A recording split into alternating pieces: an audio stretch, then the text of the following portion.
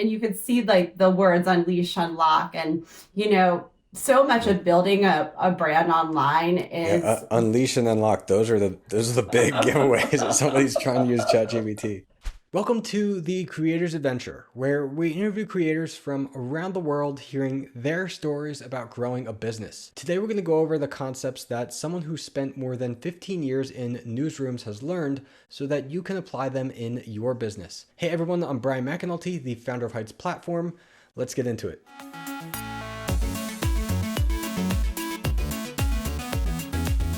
Hey everyone, we're here today with Cyndi Zaweski.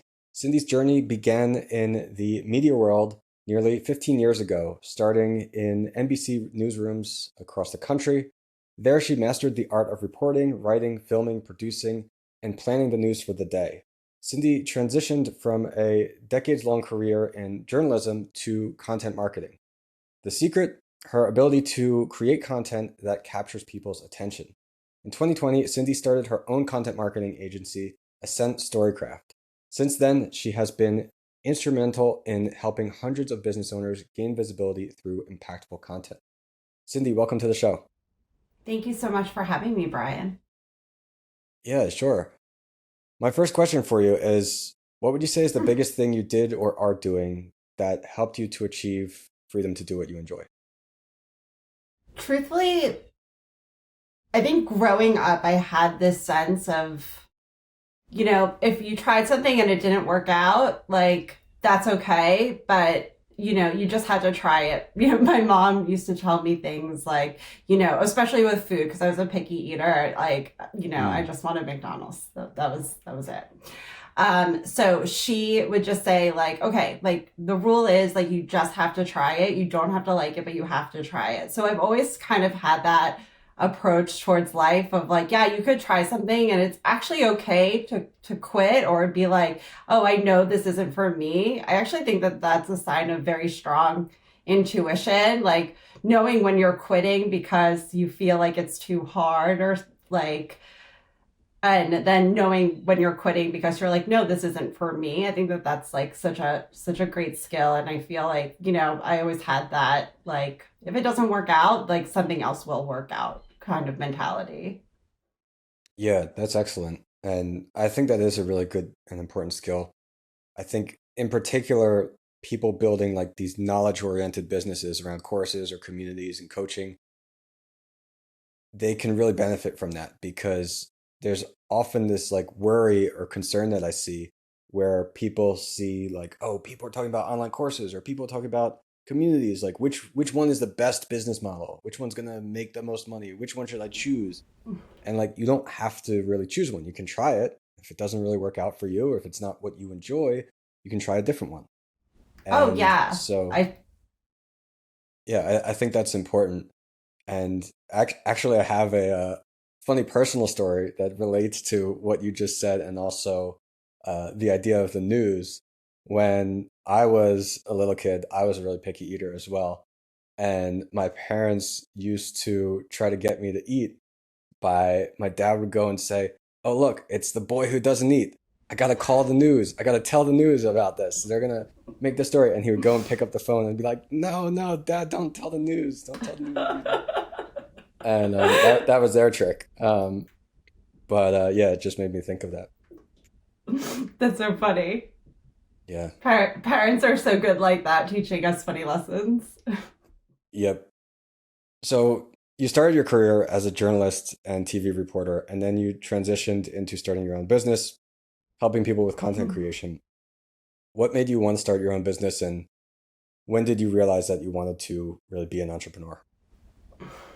I don't know if I ever really did say like, oh, I like really want to be an entrepreneur. So what happened was I was in news for 15 years and I did everything in media. I was a news producer in small towns. I was a news anchor. I worked for corporate, like instead of affiliates, but I ended my career doing magazines and newspapers. So, hearing from the community at like every stage of that, like throughout, like no matter what I did, it always came back to like being able to like hear the community and like knowing knowing how to present the information for them in a way that they would be interested. So like, knowing what's in it for your stakeholder, your reader throughout the journey was always something that really appealed to me, especially being able to do it online. I had, I worked in small newsrooms and we wore a lot of hats. So in a lot of ways, I was primed for solopreneurship and doing that through social media in these small newsrooms.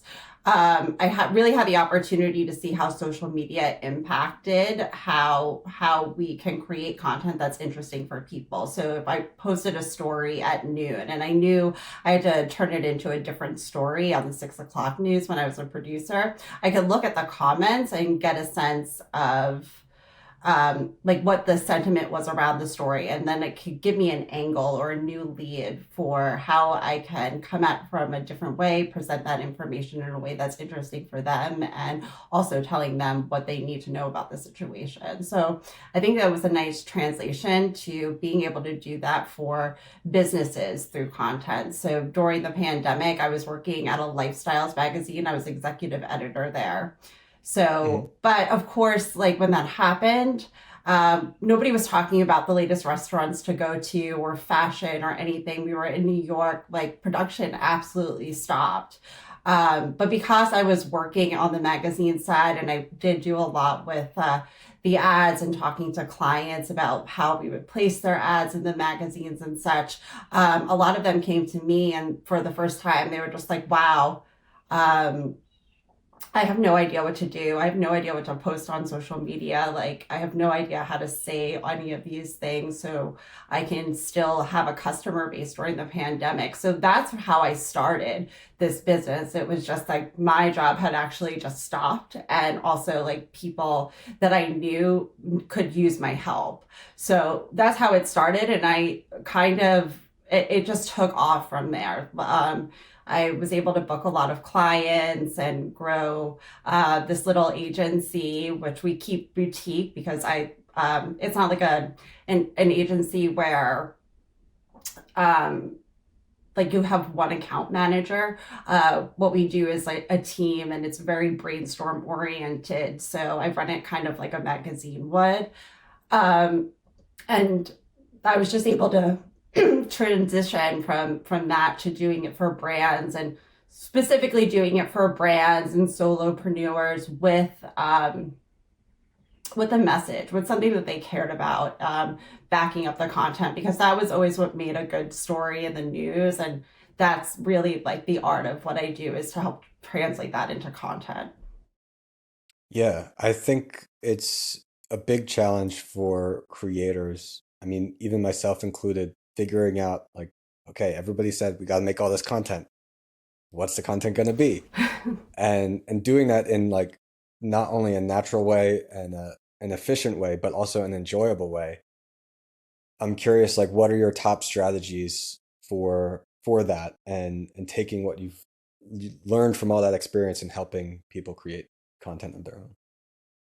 So I think the biggest thing, and I totally agree with you, like making it an enjoyable experience should be something that business owners strive for, because usually we start businesses because we're passionate about something, and yet we treat content like checking off a to-do list, when rather it's a way to talk to people about the thing that you're excited about, right? Like it doesn't Mm. always have to um, people want to give tips and tricks and things like that. But, if you could talk more about like why you're giving those tips and tricks, and if you could take a topic and you were looking at it through a certain angle, like you have something to say based on your experiences, based on the way you work with clients, based on, something you see in the industry that maybe you don't like or don't agree with. So like this is why you're talking about a certain topic this way. Like what excites you to talk about when somebody asks you a question about your business, or if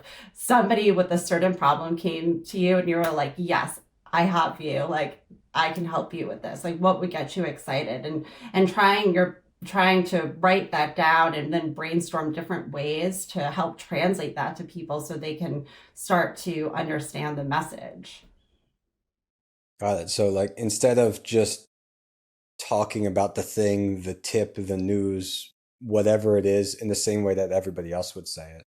like actually purposely sharing what your unique viewpoint is and like why you're interested on it. Can you expand on that even more? Yeah. So when I first meet a client, one of the first things that we do is just go through their existing content. So like if you've created content for more than 6 months, you probably have a lot of really good ideas, and really like the problem is like not saying it in an interesting way. So coming Mm, back to those ideas and really taking a look of like, okay, what is my message? How do I think? Like what perspective do I bring to this topic? Like I there's 1,000 other people who do what I do, content strategy, social media management, but why are you coming to me? It's because, well, I take this journalistic approach to it. I'm really heavy into, brainstorming and really being clear in your message and helping you attract clients and customers without feeling like you're being self promotion all the time, and it's really an expression of like what you love to do in your business, and not just like post this so you can get this, and they go into your funnel and all of that. yeah, got it. So then would you say like the idea of like communicating everything in that way, is it something that people should do in order to help them create the content easier? Is it something that people should do that like you wouldn't be able to see their like unique lens and perspective on their existing content and it is for their audience? Or is it like both of those things? I think it's a little bit of both of those things, because especially when you go back and you're looking at old content, and you want to think about like where your audience is at. Like content marketing is about meeting where your audience is at, like message and audience, and that the intersection of that is your content. So going back and being like, okay, if I'm a tax person and I say something like, "Oh, are you struggling with your books?" People are probably going to scroll away from that, right? Because, if they're struggling with their books, they're already ignoring it. So if you call them out on that, they might not be ready for it. But if you Mm, say something more along the lines of, do you know how much money you're spending in those subscriptions? Like, getting a handle on your books is like one way to do it. And you could probably do that with a meme or something fun and relatable to make that situation more approachable and the reader more receptive to that message. mm. Yeah, I like that. And like one of the things that I tell creators all the time when creators worry about like, oh, is a competitor going to be a problem for me? Is AI going to replace me? Is that your unique message, your unique experiences, that's a big part of the reason people follow you, people want to buy from you specifically, and nobody can replace that. So it's important to let people know about that and not like try to pretend to be like exactly like everybody else. You don't want to do that. It is really important to share who you are. And I think like I was actually thinking about this in relation to content that I'm working on. What do you think about like asking your existing audience and trying to get feedback from them? Because like for example, right now I'm thinking about this thing that I want to make a YouTube video about how I use ChatGPT in different ways, but I'm not actually sure what's going to connect with people of like what they would understand or relate to because the way I'm using it is like specific processes in my business that other entrepreneurs out there they may not even have those processes. And I've been trying to brainstorm and think, well, okay, what are the different processes that might apply more generally to like my audience? But then I was also thinking, well, what if I just make a video for my audience and tell them like, hey, this is the thing that I'm interested in and I've figured out some different things about it, but I want to figure out what would be useful for you. So now that you know that this is possible, what would you want to see me create with this that I can show you how to do? What do you think about that kind of approach? I think that that is a genius idea to really talk again, to talk about what you love, what you're doing, and seeing if there's interest in that. That's a really great way to do your market research. I love that, it has all the things that great content has, right? It has that transparency, you have authenticity, you're showing up the way you are, and you're getting feedback and then creating from that. I think that that's what really successful business owners are doing, especially when they're trying to market their passion, and seeing where the market is. Again, like that's why content marketing is really great, because you get to see where your audience is at and rise to meet them there. Yeah. All right, great. Well, that sounds good. How about like as far as next steps? If somebody was going to be working with you, you mentioned that like you would go through like their previous 6 months or so of content once they've created that and try to get them on this path of communicating from their unique message. What kind of happens next? Because I think there's a lot of people that be wondering like, okay, well, what else do I create? How do I come up with the content ideas in the first place? And I think there's a lot of maybe like feeling of uncertainty in how the whole thing should work, and not working with you, but just in general the whole process. Yeah, I mean, I would just say that like content strategy and like so much of what marketing is trial and error. It's trying, it's experimenting with new things. So, if you feel like you don't have the perfect plan, it's because that there's no such thing. There's only like building upon what you have and getting better and tweaking. And again, it's like you're putting stuff out there, you're seeing what your audience is saying to you, you're tweaking, you're getting better. Like that's a large part of the content strategy in the beginning. So that's one other reason why we do an audit. We're looking for patterns. We're like where in here was your message really strong? Like what piece of content did you create that you absolutely love to make? What did you like to talk about? And like what is our audience's response to this? And how can we do more of that in more creative ways? So a lot of that is like reiteration. So the next thing is kind of, mapping out those patterns, seeing if you're just like anything is coming up for you that's feeling good, that feels right for your audience, whether that's like a certain format or, if you're saying something in a funny way, if it's more educational, if it's more entertaining, just kind of picking up on those things. So when you're ideating, you're giving yourself some parameters where, so you're not just like, oh my God, I need 50 ideas, right? Like you're giving yourself some structure to like how you should be thinking about format and what messages and topics to continue to talk about. Got it. What about the idea like it's good for getting feedback, it's good for creating all these different things to experiment, as you say. But what happens when you come across an idea and you think, okay, well, maybe this one's going to be really popular. Should I like invest a lot of time into this thing before I release it? Or should I give it the same time as everything else? Like how do you decide how to handle those things? Because I know for myself, I've created content and I've thought, okay, this is going to be a good one. Everyone's going to like this. No one likes it. And then I've also created content and thought like, oh, this is whatever. And then it turns out to be really popular. And I think once in a while I've gotten something right with that. Last year I was like the first one to get a certain feature in ChatGPT. And I checked on Twitter and I was like, wow, nobody mentioned this. I'm going to post it. This is going to go crazy. And I posted it, and like that weekend I got 1 million impressions on it. Wow. But for the most part, I try something and it's I have not been able to predict it like that. So how do you decide like when to invest more in a certain piece of content versus not?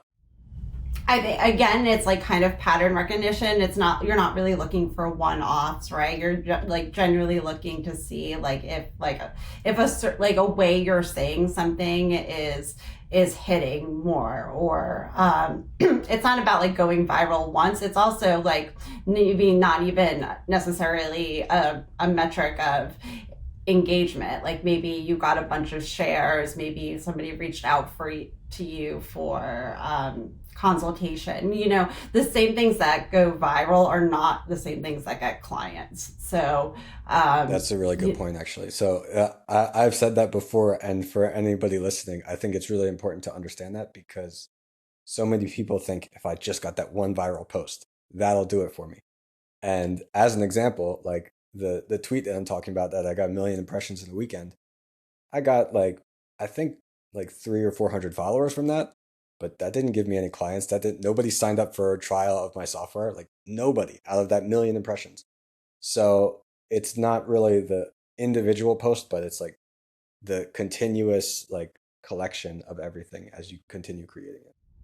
yeah, it's like that saying, like stacking dimes. Like you rarely ever, like, it's really like you get like a whole influx of money to your business. It's more of this, like, being able to increase your prices steadily over time so you can like accumulate like that way. But like that's like content too. It's like an investment in a bank. Like you're kind of building on each other, because repetition matters so much in content and in just in marketing in general. But you know people usually think of consistency of like how often I'm going to post or how much volume I'm putting out, but it's also consistency in message, because it's that it people need to hear a message over and over to feel familiar and to feel comfortable with it. Like, so you have to repeat yourself a lot, and that's all counting for something. Like, even if it's not it like one post is like not going to change your business, it's not going to change your life.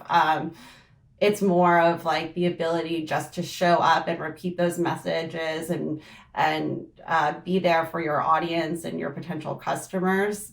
Like that's going to win you like more success in the end. Yeah, I like that because I can share myself as well that creators sometimes feel concerned that, oh, I said this before. I already made a post about this. I shouldn't make another one. But the reality is you have to repeat some of those messages. And it might feel silly to you to like be making the same kind of content, but even your biggest fans, they don't see every single thing that you do. And we create tons of content. We publish like multiple blogs a week. We have this podcast. I'm doing other videos, courses, community, all kinds of stuff. And we have some customers that are obviously like really big fans that they're looking at all these things, but then we'll still be surprised at sometimes seeing like, oh, they didn't know about this one thing that we've talked about it a couple times. They didn't know about that. And so it is important to repeat some of those things in different mediums, different formats, different posts, even though you've said it before, because it will take some time for your audience to actually see it. And if it is somebody that saw that before, I think they can still benefit from even hearing it again if it's a helpful message. Yeah, absolutely. That it really is like funny to think about, but like that's why the brainstorming matters so much, and that's why like the ability to express your message and then brainstorm around it is really so key.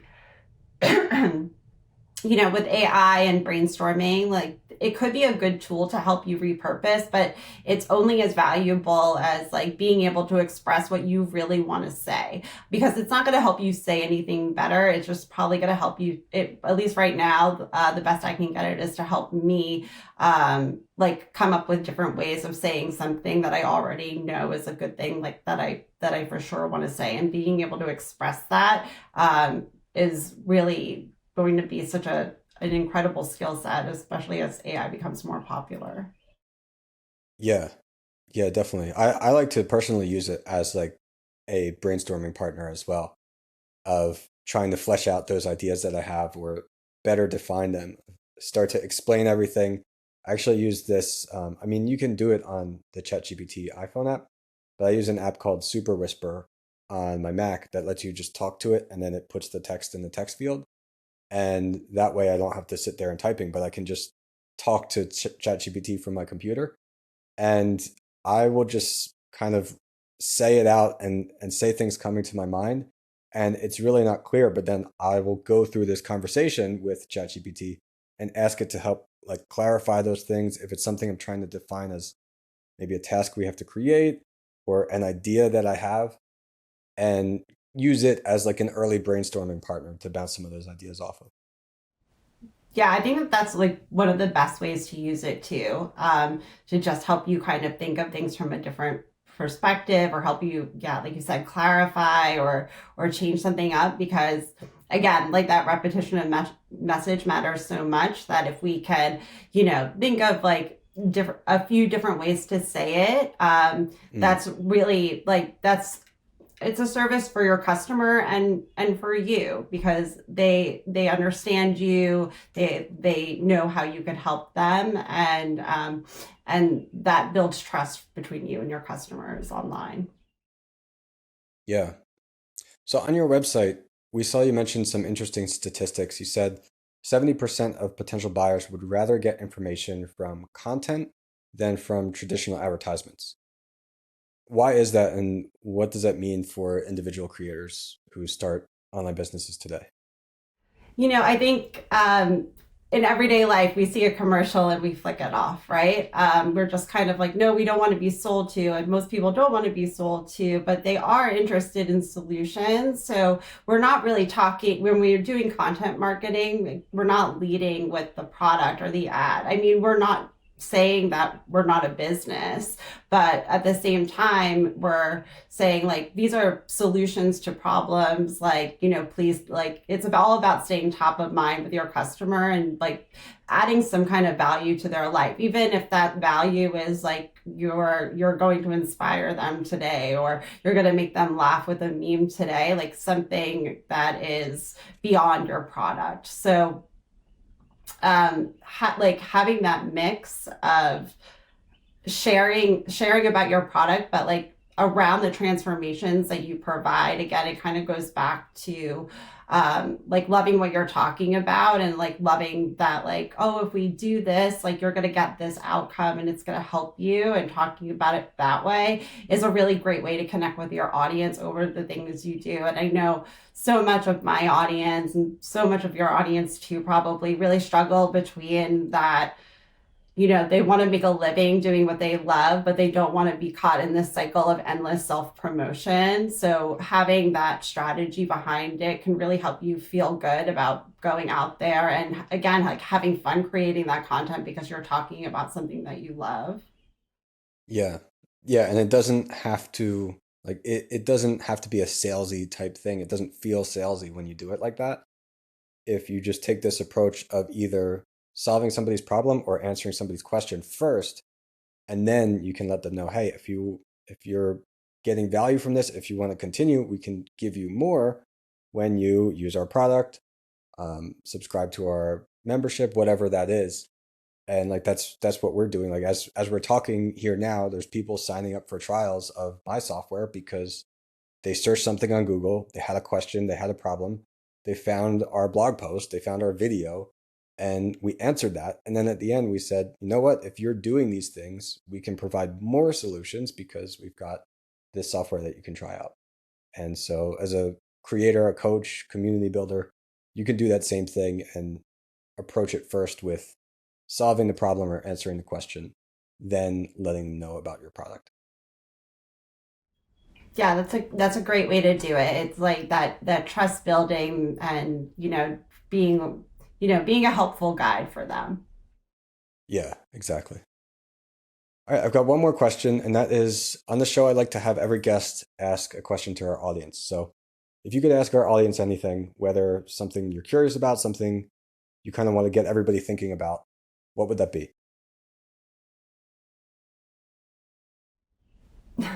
So here's something that I've been chewing on. So last year, Merriam-Webster's word of the year was authenticity, and now it's almost just like just the greatest irony with AI coming out, and like that, Mm, not being so authentic. And oh, you can see like the words unleash, unlock, and so much yeah. of building a brand online Yeah, is unleash and unlock. Those are the big giveaways if somebody's trying to use ChatGPT. I got I feel like OpenAI did that on purpose, and like to that way, it's kind of obvious that it would be writing that copy because they didn't do that when it writes code. because I have it write code for me all the time for our software. It doesn't say like, it doesn't call like the software classes like unleash or unlock or something, but it seems like it does that very often with the copy, that it always wants to put those words in there. Oh, that's such a great But insight.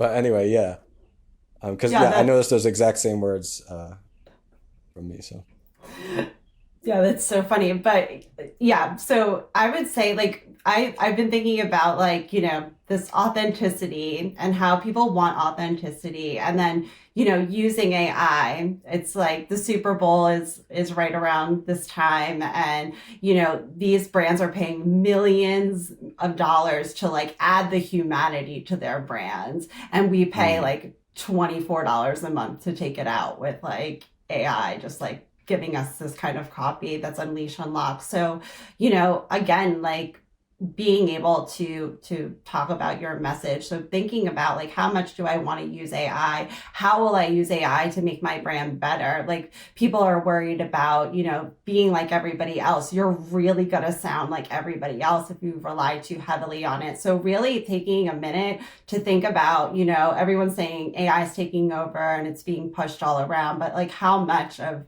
your brand and how much of your communication do you want and like setting those standards for yourself so you're the one communicating with your audience because people don't want to be communicated to exclusively by robots. Like if somebody's like you said before, if somebody's coming to you, they're coming to get you. So just being mindful of it and how much you want to use it in your business is something that I'm chewing on, and I hope that other entrepreneurs take a minute to think about as well.